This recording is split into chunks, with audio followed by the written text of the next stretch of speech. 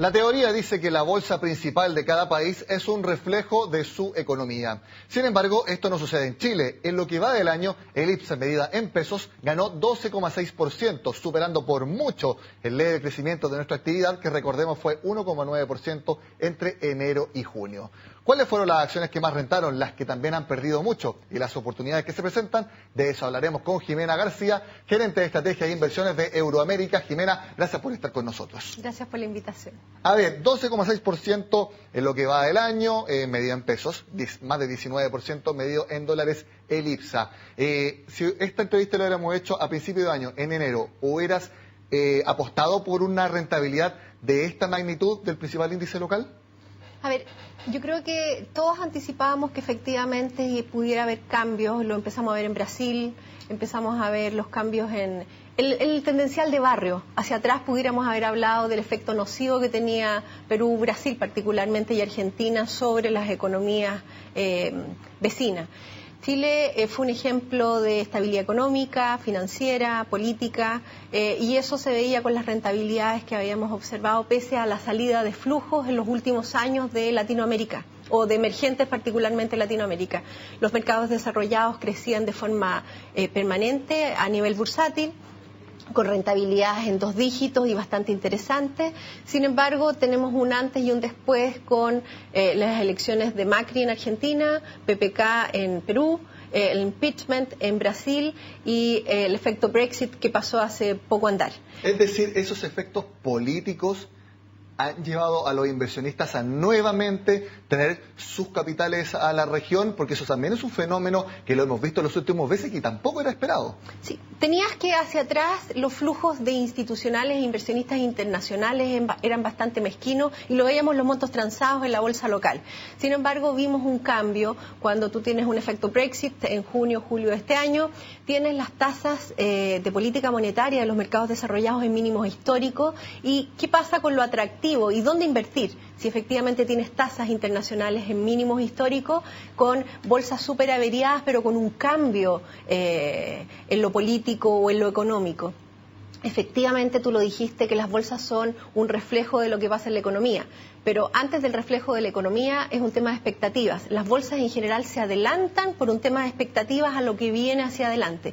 Y hemos visto entrada o inflows de inversionistas internacionales al bloque latinoamericano. Chile no ha sido la excepción. Bolsas como la brasilera y la peruana, que han crecido en dólares, han rentado sobre 50, 60%. Chile rentó hasta alrededor de un 20% aproximadamente, sí, que es lo que tú mencionabas en dólares, y rentó mucho más, pero hemos tenido varios eventos que han sido positivos, pero que también hicieron disminuir este 19% en dólares y 12% en moneda local. ¿Pero por qué Chile? Si Chile no ha cambiado de gobierno y al revés, ha tenido bastantes reformas que han sido bastante cuestionadas, pero sin embargo igual se ha visto positivamente afectado por la entrada de capitales, pero aquí no hemos tenido cambio de gobierno, como sí ha pasado, por ejemplo, en Perú, como pasó el impeachment en Brasil, lo que mencionabas de Argentina también. Sí, lo que pasa es que vimos un inflow hacia Latinoamérica y eso hizo que muchas bolsas que estaban más deterioradas subieran mucho más que nosotros. Nosotros subimos, pero en menor cuantía. Estábamos dentro del mismo carro y por eso nos vimos beneficiados. En menor velocidad, porque efectivamente hacia atrás teníamos mayor estabilidad y habíamos sido bastante más defensivos. Ojo con eso. Sin embargo, ¿qué ha pasado durante este último tiempo? En lo positivo, yo diría 2 factores que se contraponen. Por un lado, tuvimos hartos efectos y eventos de money. Vimos el caso de LAN, vimos el caso emblemático de Ripley, por ejemplo, bastantes comentarios o anuncios o M&A o fusiones y adquisiciones que hicieron dinamizar un poco la bolsa local. Algunas acciones, si tú ves, por ejemplo, las que más han subido, Cencosud, las que más han subido en la bolsa local durante el año, CAP, dependiendo de un commodity, el precio internacional del hierro. Por lo mismo, Jimena, tenemos precisamente preparada una gráfica con cuáles han sido las acciones que más han subido, y ya que están mencionando CAP, de hecho es la primera, lo vemos en la siguiente gráfica con las principales alzas de acciones. Aquí, Jimena, para que veamos, CAP, 92,6% por lejos la que más ha subido durante este año. Y bueno, me acuerdo que hace año y medio también hubo bastantes rumores de por qué la acción de CAP estaba teniendo fuertes fluctuaciones. Ahora, ¿por qué vemos que subió prácticamente el doble de precio en solamente lo que va del año al 22 de agosto? Tienes algunos efectos que son, bueno, primero decir que independiente de la dinámica local o chilena, dependen sus resultados de la dinámica internacional y el precio internacional del hierro. Exacto. Por un lado. Y eso en dinamismo. Y lo otro, que mostraron en la última publicación de resultados un aumento en el EBITDA o en la operación de casi un 30%, y eso no se veía hacia atrás, por ejemplo. Tú mencionabas hechos puntuales. LAN, 51,1% de avance. Obviamente la entrada de Qatar Airways, que ya fue el proceso de Manei. Exacto, ya fue el aumento de capital, ya fue aprobado, eso explica bastante. Y Cencosud, recordemos que Horst Pohlmann perdió prácticamente el 6% de la propiedad que él tenía, ya lo vendió, entonces eso también produjo un rally en alza de las acciones. En Bonner ahí lo vemos entonces cerrando 38,2% la embotelladora, han sido entonces las 4 acciones que más han subido. ¿Podría? Perdón. Sí. Y hablando de sectores, te diría que emblemáticos pudiera ser mencionar no solamente Cencosud, porque Ripley también tuvo una dinámica interesante, sí. Por ende el sector retail tuvo bastante dinamismo. Por la compra de Liverpool. Por la eventual compra de Liverpool. El sector minero con CAP y Sokimich, o CAP a la cabeza, seguido de Sokimich. LAN, lo comentaste, el M&A, y tienes esas fuerzas positivas de avance apoyada, por supuesto, por flujos o entrada de flujos internacionales. Pero tuviste hace pocos días atrás el conocerse o el transparentarse la licitación del suministro eléctrico que afectó a una parte importante del brazo fuerte, que es el brazo eléctrico en el IPSA, que pesa alrededor de un 20%. Exactamente, y también tenemos preparadas cuáles han sido las acciones que más han caído en lo que va del año, donde las eléctricas exactamente son protagonistas. ¿Cómo vemos entonces, por ejemplo, Gasco? Cayendo 66% en lo que va del año hasta el 22 de agosto, este lunes, y vemos ahí Endesa y Enersys, las dos empresas del mismo grupo, obviamente porque Endesa pertenece a Enersys, 33,1% cayendo Enersys, 38,4% cayendo Endesa, porque si bien Endesa fue a juicio de la empresa, de los grandes ganadores de la licitación de suministro, el mercado no pensó lo mismo y las acciones cayeron bastante, no tanto como por ejemplo Colbún, no tanto como SL, que no ganaron las licitaciones, pero Endesa sí fue castigada después de haberse adjudicado más o menos el 47% de todo el suministro. Sí, efectivamente Colbún fue una de las más afectadas, como tú bien lo mencionaste. Y tiene que ver con el diferencial que existe en los contratos. Y SL diría yo que obviamente desde el punto de vista o llevándose a cabo la transmisión es una de las menos perjudicadas definitivamente, y yo la mantendría dentro de las carteras recomendadas y debería ser así. Hacia 2 años atrás, cuando hablamos, independiente de la sequía o no, hablábamos que el sector eléctrico era el caballito de batalla de todos los analistas a nivel bursátil.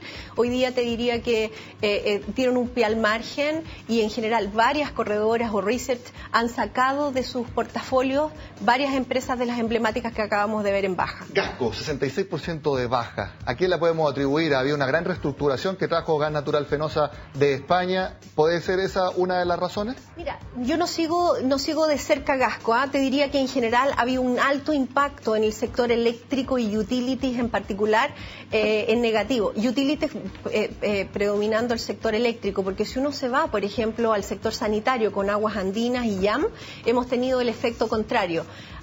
Acciones emblemáticas como Aguas Andinas, YAM, que es el sector sanitario, e ILC han tenido gran dinamismo, y eso es una razón para no dejar de lado cuando uno ve un poquito de incertidumbre en el mercado y ve que acciones como estas, que en general no tienen tanto dinamismo, salvo que sean altamente demandadas, porque son acciones típicamente dividenderas y uno por eso las busca para dar estabilidad o soporte a las carteras accionarias, han tenido alta demanda, y si me consultas, la verdad es que yo creo que están a precio justo. Sin embargo, siguen siendo altamente demandadas y han tenido un dinamismo bastante interesante en su precio. Para lo que queda del año, ¿por dónde estarían las apuestas? También por esas acciones dividenderas que tú mencionas y que pueden, por ejemplo, ya para el próximo año, cuando se entreguen los dividendos luego de la Junta de Accionistas, cuando se aprueben, ser una buena opción para invertir ahora. Ya, ILC, que entrega un dividend yield, paga un dividendo extraordinario con un dividend yield aproximadamente de 8,5%, que es bastante bastante atractivo. Sin embargo, pudiéramos tener algún tipo de discusión respecto a las eventuales reformas en el sistema previsional que pudiera afectar algunos de sus activos subyacentes, así que habría que estar monitoreando la acción. Yo te diría que sectores más defensivos como el bancario, por ejemplo, deberían dar que hablar. Debería estar un poco más movido todavía lo que tiene que ver con retail. Falabella es una carta de triunfo en general en retail, que con buen management, no digo que las otras empresas no lo tengan, pero llama la atención en positivo el buen management y los buenos resultados en general. Y a Falabella, ¿cuánto le puede influir su aventura en México, su alianza con Soriana para abrir locales home center allá, empezar a mover la tarjeta CMR? ¿Puede ser un factor decisivo a futuro? Sí, es un factor decisivo, pero que no se te olvide que va en sociedad con un actor que ya está participando en el mercado.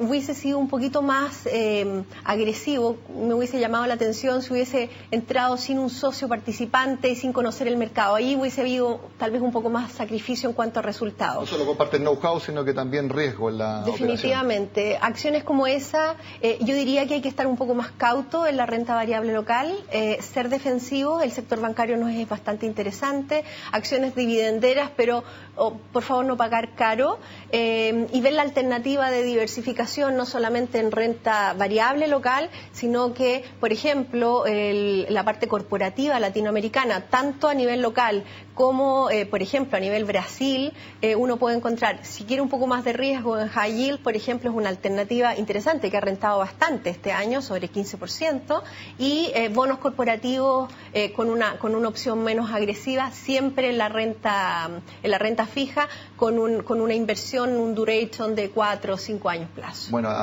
renta, como tú dices, renta fija es una buena opción, sobre todo, más encima que acá en Chile, yo creo que hace como 2 o 3 años que no vemos ninguna apertura en bolsa, por lo tanto tampoco hay muchas opciones de liquidez en el mercado. Y es difícil que efectivamente veamos, dadas estas condiciones de mercado, si nos comparamos incluso con mercados que han sido bastante afectados y que han corrido más que nosotros, por ejemplo el brasilero, estamos más caros a nivel de valuation. Los resultados corporativos tampoco han destacado, salvo lo que tú mostrabas, por ejemplo, CAP, que llamó especialmente la atención en positivo, pero el resto de los resultados corporativos han defraudado en general. Bueno, vamos a ver entonces cómo se cierra el año en la renta variable y sobre todo en el mercado local del IPSA. Jimena García, nuevamente muchas gracias por estar con nosotros. Gracias a ti. Con este análisis entonces de la bolsa local, de los resultados que ha tenido y también de las proyecciones para lo que queda de 2016, terminamos la agenda de este lunes. Como siempre, los invito a que sigan con nosotros acá en CNN Chile.